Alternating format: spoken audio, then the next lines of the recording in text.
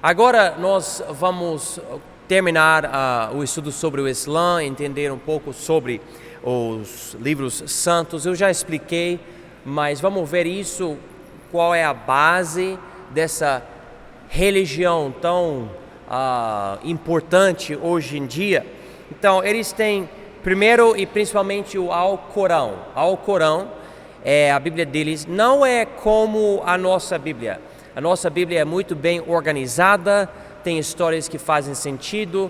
Muita pessoa que estuda o Alcorão diz que é um livro que não faz sentido, é muito difícil de entender. O muçulmano, ele fala que para você realmente entender o Alcorão, você tem que ler no árabe, você não pode ler tradução não dá. Que eu acho engraçado isso, né? É tipo uma forma de afastar a pessoa dos escritos, porque realmente eu li e eu não tem muita graça não. É um livro esquisito e pelo jeito do Maomé faz sentido, porque ele passava por esse distúrbio mental e tudo, e às vezes parece que ele tinha epilepsia, caiu, a primeira coisa que ele falou, a esposa dele escreveu e ficou assim, e parece que ele mudou do início do Alcorão até o fim. Ele falava coisas boas dos judeus e dos cristãos, até falando que o muçulmano deve honrar os do livro, que são as pessoas que usam a Bíblia. Ele fala da Bíblia, ele fala de Abraão, de Noé, Moisés, Adão, Jesus, ele fala de Jesus e tudo isso. Mas você vê como durante as mudanças políticas naquela região, que ele muda também, ele começa a falar outras coisas sobre os judeus e etc. Mas o Alcorão, para eles é a palavra de Deus. Disse que Maomé recebeu essa revelação do anjo Gabriel, mas que os companheiros dele escreveram as palavras, porque Maomé era analfabeto, mas muitos negam essa reivindicação, como eu já expliquei para vocês na aula anterior. Divide-se em duas partes. A primeira é recebida em Meca, uma cidade na Arábia Saudita, e a segunda em Medina, outra cidade em Arábia Saudita. Mas como eu falei, tudo isso é pela tradição deles. Existem certas razões para não acreditar nisso, mas eu não tomei uma posição. Eu estou simplesmente querendo incluir esse fato que existe essa discussão para ajudar vocês a entender melhor. O Alcorão contém várias histórias bíblicas distorcidas, tá? A Hadith, como eu falei, a Hadith é uma coisa para interpretar melhor o Alcorão. A Hadith é um corpo de leis, lendas e histórias sobre Maomé. Também contém conselhos e as palavras de Maomé para justificar as ações dele. E através dessa Hadith que você pode ver como, pelas próprias palavras de Maomé, de acordo com essa Hadith, ele tinha um problema, ok? Os sunitas e xiitas aceitam coleções diferentes da Hadith. Quem são os sunitas e xiitas? Como acontece em toda religião, há divisões. E as duas divisões principais do Islã são os sunitas e xiitas. As sunitas são o grupo bem maior, tipo, eu não sei, eu acho que chega até 90% dos muçulmanos são sunitas, mas também tem os xiitas, ok? E eles escolhem partes diferentes da Hadith. Os sunitas são o grupo maior dos muçulmanos e para eles a Hadith de Gabriel é considerada a mais importante. Eu já expliquei vários detalhes sobre a formação da religião, mas para pegar alguns outros detalhes, vamos ver esse último parágrafo na página 13, tudo bem? Formação da religião. Maomé, criado pelo seu avô na ausência do seu pai, o pai dele tinha falecido, ele era comerciante, ok? Maomé. Com 40 anos de idade, ele passava a ter uns acontecimentos estranhos na vida dele, que ele achava eram de demônios, mas chegou a acreditar que eram do anjo Gabriel. Ele anunciou que ele era o último profeta e, na verdade, o único, porque negava as profecias dos outros na Bíblia. Então, ele falava que Jesus era profeta, Moisés era profeta, Abraão era profeta, e ele disse: olha, eu sou o último profeta, e eu sou necessário. Eu recebi essa revelação do anjo Gabriel porque os cristãos e os judeus erraram na sua interpretação da Bíblia. Inclusive, a Bíblia deles é corrompida. Quando ele fala que a Bíblia é corrompida, isso também quer dizer que as profecias de Abraão e Moisés e Jesus são corrompidas também. O que quer dizer o seguinte: ele não é somente o último profeta, ele é único. Você não pode voltar para a Bíblia e aprender algo porque ele fala, não, mas os escritos estão errados. Então Maomé se tornou o cara. Para você conhecer Deus, para você fazer o certo, você precisava ir para a doutrina de um homem só, que novamente, como todas as outras seitas, é uma particular interpretação que não é permitida segundo 2 Pedro 1:20.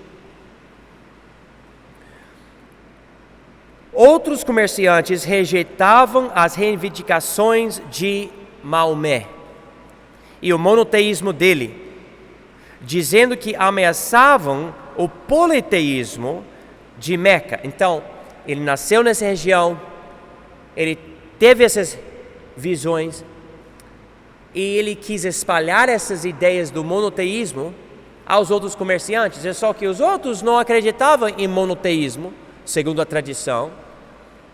Então eles falam, não, mas a gente não concorda com isso. Tem os ídolos e tudo, isso vai afetar nossos negócios. E criou um tipo de guerra por causa disso. Isso é importante para entender o islamismo. É uma religião muito focada em conquista, em guerra, em coisas políticas.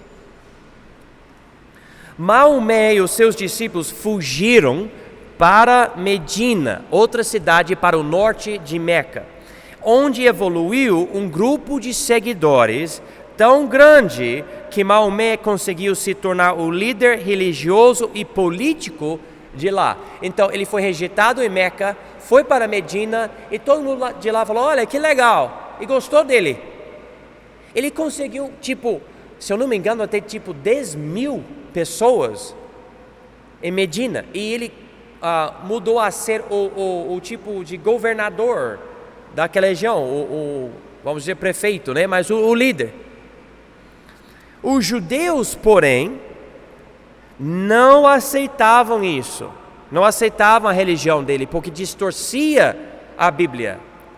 E Maomé degolou os homens judeus e escravizou as mulheres judaicas. Então ele falou, então você não gosta, tendo mais poder, tendo discípulos dele, ele foi atrás dos judeus. Daí você pode ver a fonte do ódio que o Islã tem contra Israel, e até hoje. Eu lembro quando no Irã, o líder do Irã falou, nós vamos eliminar Israel do mapa. Você pode ler a história de Israel desde 1948, quando Israel voltou a existir na terra de lá, e um monte de países islâmicos tentaram derrubar Israel, tendo muito mais para poder derrubar essa nação nova. Não conseguiram. E Israel existe até hoje. Através de jihad, a gente fala jihad assim, algo assim, talvez no português seja jihad ou jihad, não sei. Mas a palavra quer dizer guerra santa. Mas através disso, conseguiu levar um exército para vencer a cidade de Meca, onde ele tinha nascido. Muitas tribos se submeteram a ele e nos últimos 2 anos, muitas tribos se submeteram a ele nos últimos 2 anos da vida dele. As conquistas do Islã continuavam até a derrota dos exércitos na Espanha, em 732, na Batalha de Tours. Em pouco tempo, a religião islamista predominava Espanha, o norte da África, o Egito, a Síria, a Arábia, a Pérsia, até a fronteira da Índia. Você pode voltar para o mapa. Então, basicamente, isso é incrível. Mas o crescimento do Islã, que você vê aqui nesse mapa, basicamente aconteceu em 100 anos. Quase tudo aqui. Não tudo aqui, cresceu mais. Mas aquele primeiro século da influência dessa religião cresceu através, principalmente, de guerras. Eles foram batalhando, conquistando, etc. Vamos para a página 14 aqui. As crenças principais do Islã. A primeira é a palavra submissão. A palavra Islã em si quer dizer submissão ou rendição a Deus. A ideia inteira da religião é submissão. E quando você vê a religião, você vê, por exemplo, as mulheres, do jeito que elas precisam se vestir, etc., você vê uma ideia da submissão, né? Tem que ser assim. Você vai orar 5 vezes por dia, você vai seguir esse caminho, você pode fazer isso, não pode fazer aquilo. Segunda coisa aqui, fé e obras são necessárias para ter acesso ao paraíso. Eles enfatizam muito isso. A fé não salva sozinha, tem que ter obras para salvar. Que novamente, como todas as falsas religiões, todas elas falam que as obras salvam. É somente a fé cristã, na sua forma pura. Somente ela que fala que a salvação é pela graça de Deus, por meio da fé, sem obras. Sem obras. Isso é muito importante entender. A certeza da salvação, número 3 aqui, não existe no Islã. Inclusive Maomé disse: eu nem sei se eu vou poder ir para o céu. Imagina, o último profeta, e ele diz: mas nem eu sei se eu vou. Tipo, nossa, mas você não é o cara? Se você não vai, com certeza ninguém vai. Mas esse é o fim do Islã, né? Então o profeta deles morreu sem saber para onde ele foi. Nosso profeta é mais do que profeta. Nosso profeta é o Filho de Deus. Ele não somente morreu por nós, ele ressuscitou e a gente viu ele subir no céu. Um monte de testemunhas viu ele. É incrível a diferença entre as duas religiões na questão da pessoa principal, né? Agora eles têm 6 artigos, 6 coisas que eles acreditam na fé deles. Deus é um só, inacessível e não tem filho. Eles enfatizam que Deus não tem filho. Para eles, Jesus não é o Filho de Deus. Anjos são espíritos com o poder de governar o que Deus lhes dá para governar. Maomé recebeu o Alcorão pelo anjo Gabriel como a final revelação de Deus ao homem, especificamente porque a Bíblia ficou corrompida. Profetas existiam e até faziam milagres. O principal e último é Maomé. Jesus era simplesmente mais um profeta depois dos outros, como Adão, Noé, Abraão e Moisés. De fato, o Islã diz que Jesus não nasceu de uma virgem e nem foi crucificado. Eles enfatizam isso nos escritos deles. E outra coisa, eles falam que é a religião eterna e tudo. A Bíblia não fala do Islã. O Islã fala da Bíblia. Por quê? A Bíblia veio antes. A Bíblia é a verdade. O Islã é a perversão da Bíblia. Ok? A ressurreição acontecerá, segundo eles, mas só Deus sabe quando. O céu e o inferno existem, mas a entrada no céu só depende da vontade arbitrária de Deus. Ou seja, você pode tentar ser um muçulmano muito bom, tentando orar 5 vezes por dia, fazendo jejum, tudo isso. Porém, afinal de contas, é só Deus que decide quem vai e quem não vai.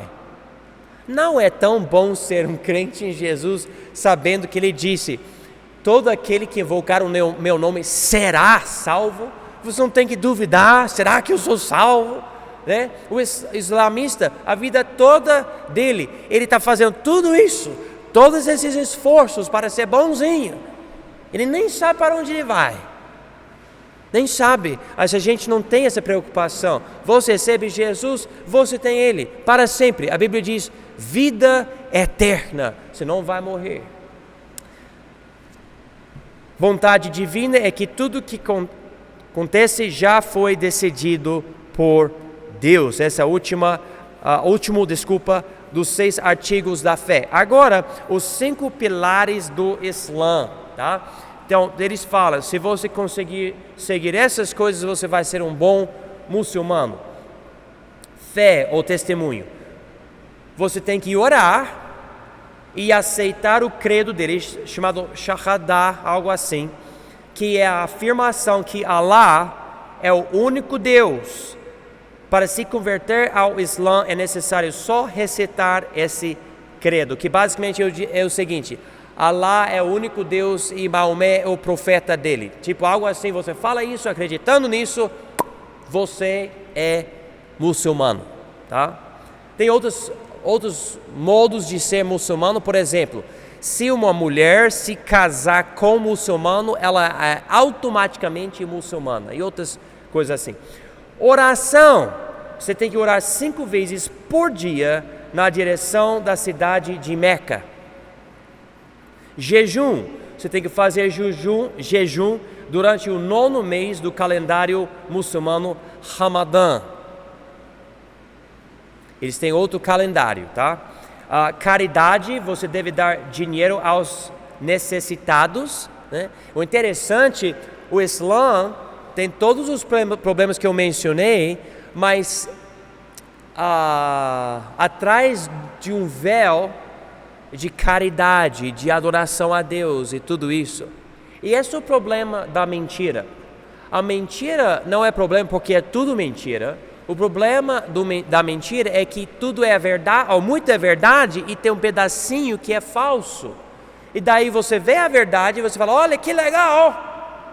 E Satanás usa um pedacinho de erro para completamente derrubar a coisa toda. Peregrinação, a última coisa desses pilares, é fazer a peregrinação a Meca. Se você tiver força física na sua vida, uma vez você tem que ir para esse lugar chamado Meca. Eles também têm Sharia, que é essa lei religiosa dos muçulmanos que eles querem colocar por todo mundo, todo o país, tudo. Eles querem dominar o mundo com essa lei. Aí tem um pessoal que até fala: mas não é verdade. Mas você vê o que o Corão ensina e é a conclusão, se você seguir a religião. O símbolo deles, vocês viram o símbolo aqui. Na verdade, esse não é o símbolo deles.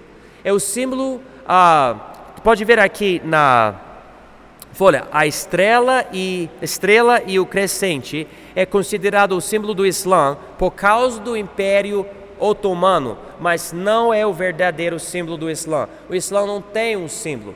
Normalmente, quando você pensa sobre o Islã, você pensa sobre as letras da língua árabe.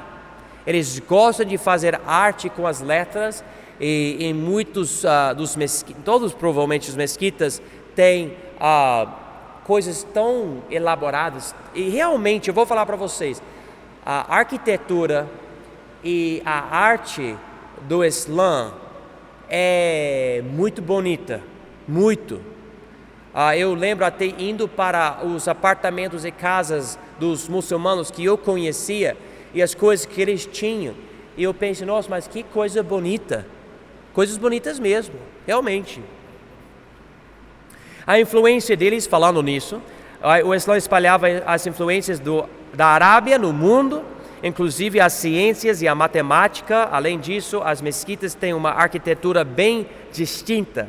A religião em si criou o Estado Islâmico e outros exércitos que querem dominar o mundo em nome de Allah. Tá?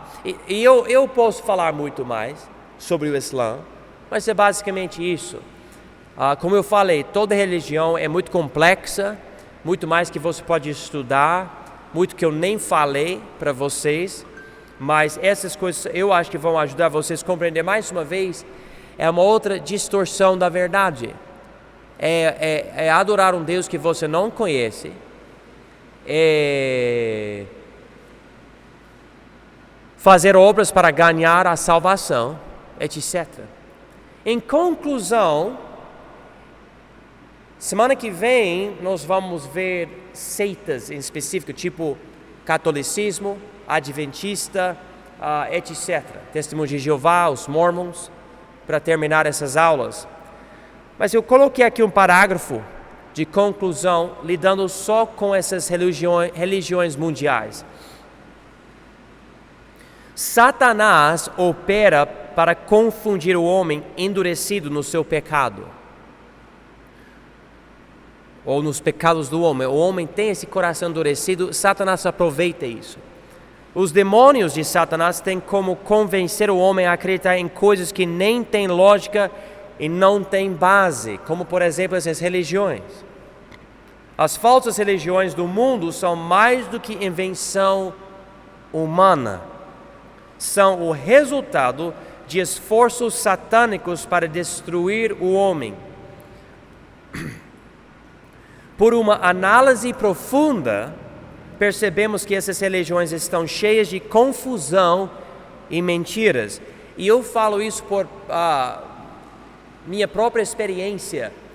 Quando eu comecei a estudar judaísmo, zoroastrismo, budismo, hinduísmo, essa religião, o islamismo, eu falei, nossa, quando eu leio a Bíblia, eu sei que não entendo algo aqui ou ali, mas só por passar mais tempo, tudo faz sentido. Tipo, tem uma lógica. Mas você vê com essas falsas religiões, o fundador, ele pega algo, ele vai com aquilo por um tempo, dá certo por um período, algo não faz sentido, então eles mudam algo, eles reinterpretam algo, eles dão outros livros para explicar outras coisas, ou esconder outras coisas, ou dar uma interpretação diferente. Mas a Bíblia não, a Bíblia é tão diferente. Estou falando para vocês, a Bíblia, você lê um livro e o próximo livro pega o que o outro livro falou e fala mais, explica mais, dá mais detalhe, você vai entrando em algo mais profundo, sem dar essa confusão de tipo, não tem lógica, nada faz sentido, e você vai continuando e você vê as profecias, e depois no Novo Testamento você vê os cumprimentos das profecias, e é incrível. A Bíblia, quando você compara, por exemplo, a Bíblia com o Alcorão, o outro livro considerado consagrado, ou sagrado, a Bíblia não tem igual, não tem, é única. A Bíblia é o único livro no mundo que tem a evidência de inspiração divina, é único, não tem outro livro assim. Essas outras religiões conseguem se desenvolver porque o homem naturalmente não se esforça para analisá-las, ou porque existe perigo por criticá-las. Por exemplo, muitas pessoas aceitam essas falsas religiões porque todo mundo aceita. Por exemplo, aqui no Brasil, o Brasil é considerado o país mais católico do mundo, pelo número de católicos. Mas muitas pessoas falam, eu falo, você acredita em Deus? Sim, eu sou católico. Por quê? Eu nem vou para a missa, mas sou católico. Okay, tudo bem. Então, será que você é católico mesmo? A pessoa não liga, não lê nada. Você pode conversar com católicos sobre muita coisa horrível feita pela Igreja Católica. A pessoa nem liga. Em outros lugares, como por exemplo no Irã, etc., na Arábia Saudita, a pessoa não questiona a sua religião, porque a ideia de questionar é colocar sua própria vida em risco. Você pode morrer, alguém vai te matar. Mas o cristianismo verdadeiro e puro é diferente. Convida você a estudar, convida você a analisar, convida você a comparar com outras coisas. Por exemplo, eu não tenho medo nenhum em estudar as outras religiões e ler os textos dos outros. Mas cada vez que eu faço isso, eu fico pensando, nossa, a Bíblia é 1000 vezes melhor. E 1000 vezes é pouco, é muito mais do que isso. É realmente algo especial. Há ainda bilhões de pessoas no mundo que não conhecem Jesus. Nós precisamos procurar meios bíblicos para alcançá-las. E o tempo todo que você vem para a igreja e você ouve a Bíblia, e você fala, que coisa especial poder vir para a igreja e ouvir alguém pregar a Bíblia e saber que eu estou ouvindo a palavra de Deus. E você ganha essa iluminação. Cada vez que isso acontece, irmãos, preste atenção. Pensam nos bilhões no mundo que não tem nada. Não tem nada.